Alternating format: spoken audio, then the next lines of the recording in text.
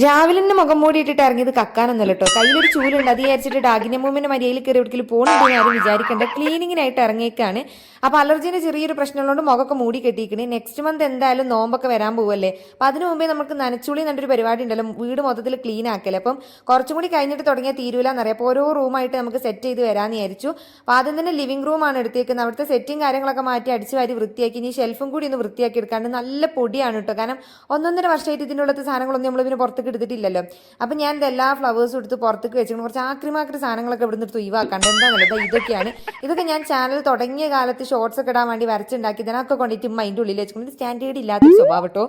പിന്നെ ഇതൊക്കെ ഉമ്മ മീഷോന്ന് വാങ്ങിയിട്ടുള്ള നല്ല ക്യൂട്ടായിട്ടുള്ള കുറേ കുട്ടി കുട്ടി ഫ്ലവേഴ്സ് പോട്ടുകളാണ്. ഒക്കെ 100, 150, 200 റേറ്റിലൊക്കെ വരുന്ന സാധനങ്ങളാണ്. അപ്പം അങ്ങനത്തെ കുറേയൊക്കെ ഉണ്ട്. പിന്നെ എൻ്റെ അനിയൻ്റെ കുറേ ട്രോഫികളുണ്ട്. എൻ്റെ കുറേ ചെതലൊക്കെ തിന്ന് പോയിക്കണ് ഗൈസ്. അപ്പം അതൊക്കെ ഞാൻ ഫുള്ള് തുടച്ച് വൃത്തിയാക്കി ഇതൊക്കെ സെറ്റാക്കിയിരിക്കണ്. അപ്പം അത്രയേ ഉള്ളൂ ഇന്നത്തെ പണി. Bye bye.